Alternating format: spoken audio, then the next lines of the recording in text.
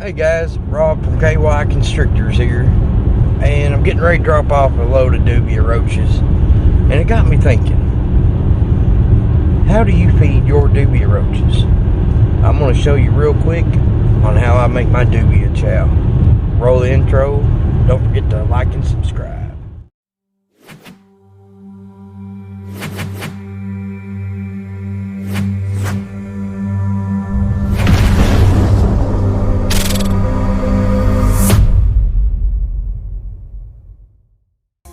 Like I said, I'm going to show you how I make my Dubia Chow right here. I'm going to show you the ingredients. I'm not going to show you how I actually mix it up because it's pretty common sense. So this is going to be a pretty quick video.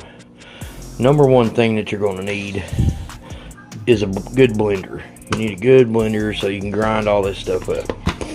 I use a bowl so I can sift it out. Yes, I sift out the powder. That way I know it's a good fine powder, and any bigger chunks that I miss, I can re-chop. So we'll start with the fillers. I buy all this stuff right here at the dollar store. You know, they're all pretty much the off-brand. They didn't have the wheat thin in the off-brands, but what I look for is stuff like whole grains. My Dubia Chow contains no dog food, no cat food. So I use Corn Flakes. And I don't use like Frosted Flakes. I just use regular Corn Flakes. I think this box is $1.75 at the dollar store. And in my mixture, I use 5 boxes of this. And the reason I don't use Frosted Flakes is because I use the Honey Nut Toasted Oats, which is pretty much Honey Nut Cheerios. Only dollar store brand. Again, $1.75 compared to $4. I use 2 boxes of this. Woven wheats, or you know, any type of a wheat biscuit will work.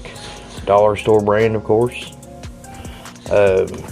And quick oats, instant oats. I use 3 of these. I use 2 of these, or 3 of these. And then I use 3 of the wheat thin crackers. That's pretty much my filler. Now for the good stuff.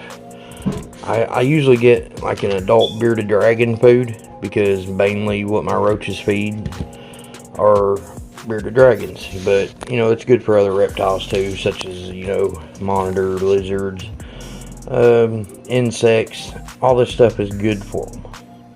But I use this because it contains a good quantity of crude protein. Very good for your dragons. Anyway, moving on. My next and probably my most secret ingredient is this alfalfa leaf powder. This, I haven't tried this yet, but it's what they sent me. I actually ordered this, but they were out of it. And anyway, I like these because I can reuse the containers to store the actual chow in. Often I'll put wheat bran in. This should probably be over here. And I usually use about a bag and a half, something like that. You also need a good vitamin. I use calcium, of course.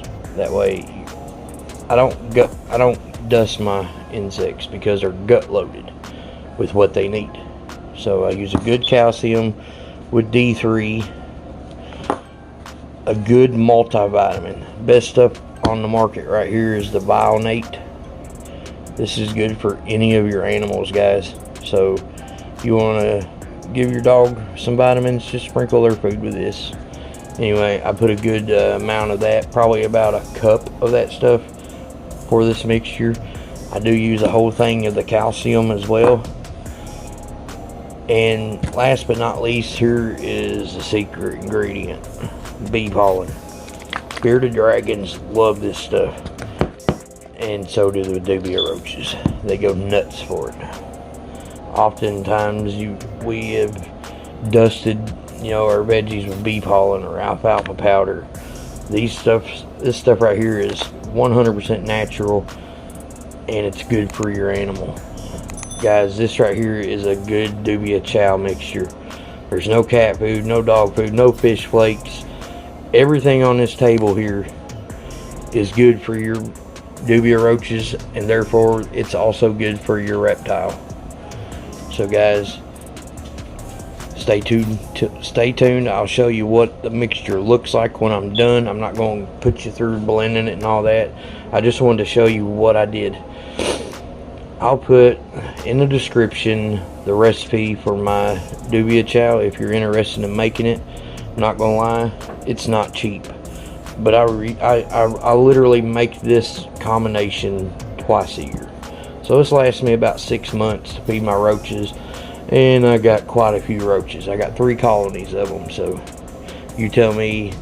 Trust me, this is so much cheaper than actually buying Dubia Chow off of Amazon or something. Plus, you know what's in it if you make it yourself, because you're putting the stuff in there. Anyway, stay tuned. I'll show you what it looks like. Alright guys, so right here you have it. This is the finished product.